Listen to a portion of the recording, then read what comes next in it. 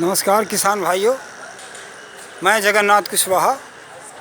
आज मैं प्रधानमंत्री मोदी के वाराणसी निर्वाचन क्षेत्र के सारनाथ स्थल से मैं बोल रहा हूं और आज मैं आपको सारनाथ के महाबोधि सोसाइटी ऑफ इंडिया जो श्रीलंका द्वारा स्थापित की गई है और उनका जो यहाँ पर बनाया गया सारनाथ में तथागत बुद्ध का मंदिर है उसको दिखा रहा हूँ और इसके अंदर मैं चल रहा हूँ, आपको इसका भी अवलोकन कराऊंगा।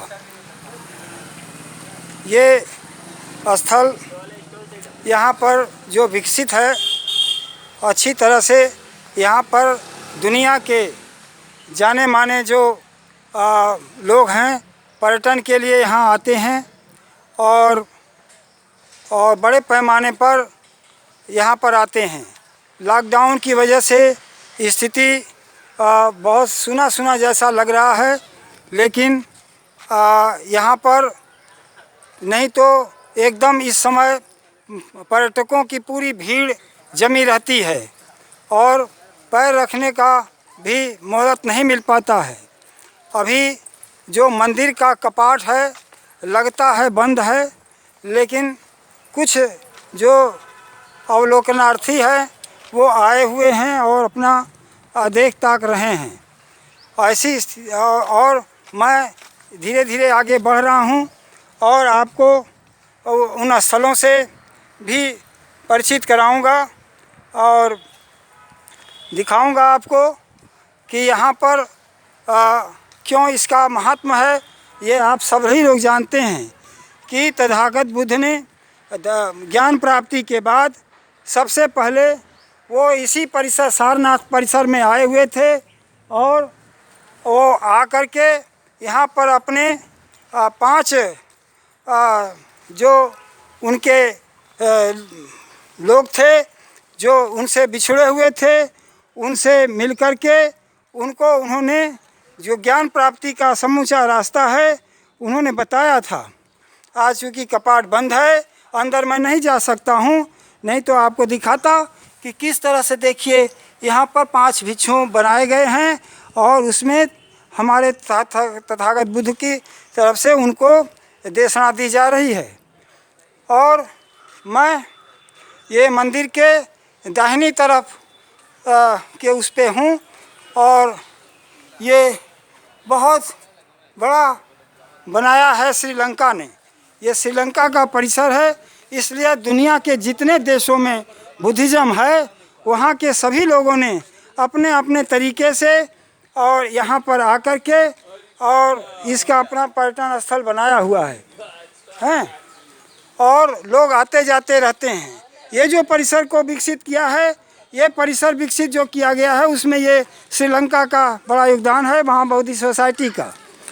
और ये आगे ये जो पार्क है ये सब आगे ये पक्षी विहार है और वन्य जीव हैं और बहुत। हाँ, आप लोग कहाँ से आए हैं? सारनाथ से। आप लोग कहाँ के से आए? सारनाथ। अच्छा, आप लोग टहलने घूमने आए हैं? नहीं, हमारा घर है बगल में। अच्छा। हाँ, बगल में घर है, इसी जगह रहते हैं। तो आज आप यहाँ कैसे आ गए? यहाँ पे हम घूमने के लिए आए हैं। हाँ। इसी जगह आए, घूमते हैं, बैठ के चले जाते हैं। हाँ, ठीक है। बहुत अच्छा है, घूमने के लिए बगल के ही हैं, आए हुए हैं। और जो आपको सामने परिसर दिखाई पड़ रहा है, जो ऊंचाई पर वास्तविक स्थल वही है जहाँ पर तथागत बुद्ध आकर के अपने 5 शिष्यों को अपने जो ज्ञान प्राप्ति का वो दिए थे, वो आपको मैं दिखला रहा हूँ। वो परिसर वो भी एक अलग है, वो सरकार के कब्जे में है, लेकिन ये तो श्रीलंका द्वारा विकसित किया गया है। हर देश ने अपना अपना पार्क बनाया है, अपना विहार बनाया है यहाँ पर आकर के हैं। और हम इस समय मंदिर के बाईं तरफ हैं और यहाँ से तमाम लोगों को देख रहे हैं और यहाँ से वो भी स्थल आपको दिखाऊंगा जहाँ पर तथागत बुद्ध ने पहला अपना अपने ज्ञान का दर्शन दिया था 5 भिक्षुओं के बीच में। ये मैं लगातार उस तरफ बढ़ रहा हूँ, आप उसको देखते जाएं। और आज पर्यटकों की तो कमी, विदेशी पर्यटकों की तो बहुत कमी है, क्योंकि लॉकडाउन में विदेशी आ नहीं रहे हैं, जिसकी वजह से स्थानीय जनता अपना जो समय है जिनके पास, वो आकर के यहाँ पर अपना इसका अवलोकन कर रहे हैं और इस पार्क में आकर के घूम टहल रहे हैं। और यहाँ का जो दृश्य है बहुत ही मनोहारी है, जिसको देख रहे हैं। मैं वो वास्तविक स्थल तक चल रहा हूँ, लेकिन वो स्थल ये इसकी बाउंड्री के बाद का जो स्थल है वो भारत सरकार के कब्जे में है और भारत सरकार द्वारा उसका देख रेख किया जाता है। ये परिसर जितना भी है ये सब श्रीलंका द्वारा विकसित किया गया है और महाबोधि सोसाइटी ऑफ इंडिया उन्होंने बनाया है। इनका यहाँ इंटर कॉलेज भी है, इनका यहाँ पर अपने लोगों को ट्रेनिंग देने का भी सेंटर है। और इस तरह से यहाँ पर आकर के ये श्रीलंका के लोग अपना रहते भी हैं और यहाँ पर समय बिताते हैं। और मैं आपको ले चल रहा हूँ वहाँ पर, जहाँ पर वास्तविक वो स्थल है, जहाँ पर तथागत बुद्ध ज्ञान प्राप्ति के बाद आकर के अपने 5 भक्तों को, शिष्यों को जो अपने ज्ञान का दर्शन दिए थे, वो यही स्थल है। ये जो गेट आप देख रहे हैं, ये गेट के बाद जो भाग है वो भारत सरकार उसको नियंत्रित करता है। और ये इधर जो गेट के सामने हम खड़े हैं, हम श्रीलंका के परिसर में खड़े हैं। तो आज का यही रहा। मैं आया इसलिए यहाँ पर हूँ कि तथागत बुद्ध को महाभैषज भी कहा जाता है, लेकिन मैं यहाँ पर देख रहा हूँ कि यहाँ के उद्यान में बहुत सारे तरह के वृक्ष हैं, लेकिन वृक्षों पर कोई नाम नहीं लिखा हुआ है, जिससे हम ये समझ सकें कि ये कौन से औषधि गुणों वाला ये वनस्पति है, ये पौधा है। जबकि तथागत बुद्ध को बहुत बड़ा मतलब भैषज कहा गया है, बहुत बड़े वो वैद्य समझ कहा जाता था। उनको इसका प्रकृति का इतना ज्ञान था कि वो सारे लोगों की जो बीमारी है उसको प्रकृति के से ही उसका समाधान ढूंढते थे और करते थे।